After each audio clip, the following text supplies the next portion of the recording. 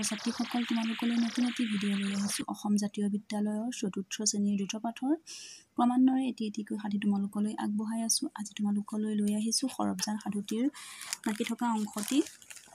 ইতিমধ্যে ইয়াৰ আগৰ অংশকেইটা তোমালোকলৈ আগবঢ়োৱা হ'ল। তোমালোকে যদিহে চোৱা নাই চাই ল'বা। আজি কোনখিনিৰ পৰা আছে চোৱাচোন।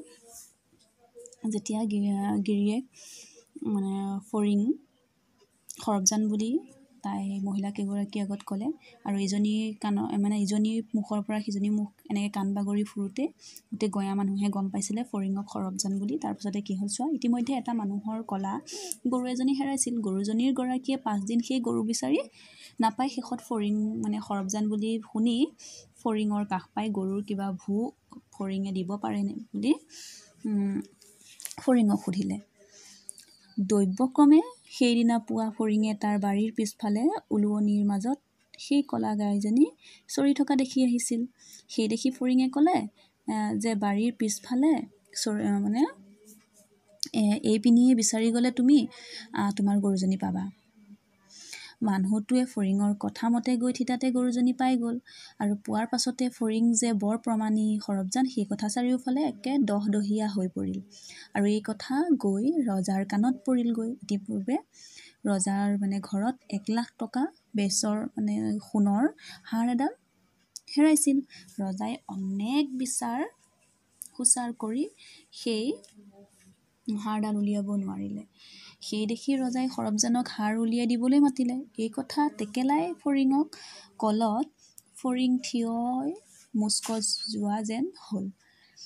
নগ'লেও ৰজাই কাটিব, গৈ হাৰ উলিয়াব নোৱাৰিলেও কাটিব আৰু সি সৰবজান নহয় বুলি ক'লেও ৰজাই কাটিব। এতেকে সি কি কৰিব একো উপায় নাপায়। কি কৰিলে সি কপালত যি থাকে যি হ'বলগীয়া আছে তাকে হ'ব বুলি ভাবি ঈশ্বৰক চিন্তা কৰি ৰজাৰ ওচৰত গৈ উপস্থিত হ'ল। ৰজাই সৰবজানক অহা দেখি আৰু একদম পুৰা হেৰি কৰিছে আৰু সৰবজান আহিছে বুলি ভাবি ঘৰৰ ভিতৰলৈ জলপান খুৱাবলৈ লৈ গৈ ক'লত যে ফৰিঙক ৰজাৰ ঘৰৰ ভিতৰলৈ লৈ গৈ দৈ কোমল চাউল গুড়েৰে ভালকৈ এটা জলপান খাবলৈ দিয়া হ'ল। ৰজাৰ 2জনী কুঁৱৰী, এজনীৰ নাম মাদৈ, এজনীৰ নাম হাদৈ। হাদৈয়ে ৰজাৰ সোণৰ হাৰডাল চুৰ কৰি লুকুৱাই থৈছিল। সৰবজান অহা শুনি ধৰা পৰিম বুলি হাদৈৰ মুখত পানী নাই। সেই দেখি সৰবজানে জলপান খোৱাৰ ঘৰৰ ওচৰতে হাদৈয়ে থিয় দি বেৰৰ জলঙাদি জুমি সৰবজানক চাই আছিল। ভয়ত সৰবজানৰ মুখতো পানী নাই। যিহেতু সৰবজান তোমালোকে ইতিমধ্যে গম পাইছে সৰবজানটো নহয়, হয়নে নহয়?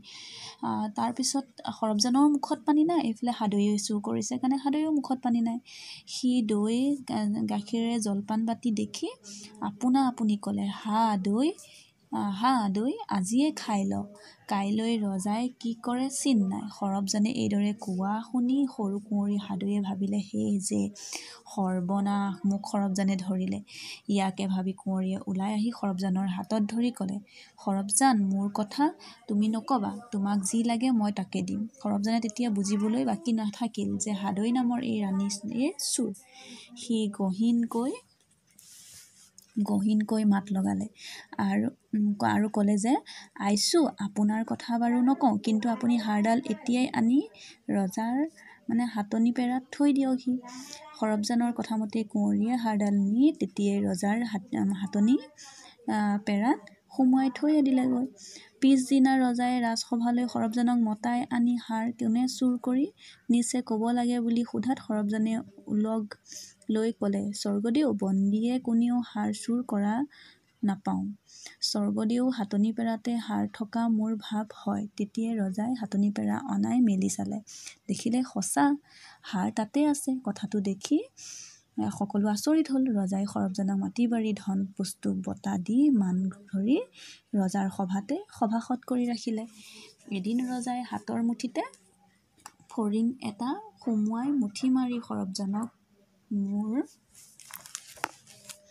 হাতৰ মুঠিত কি আছে কোৱা বুলি সুধিলত সৰবজানে তাৰ তালু ফুটি জীৱ গ'ল যেন পাই বেজাৰত ক'লে, এক কলো দেখি হা দৈ বোলোতে ওলাল হাৰডাল এতিয়াহে পৰিল ফৰিঙৰ মৰণৰ কাল।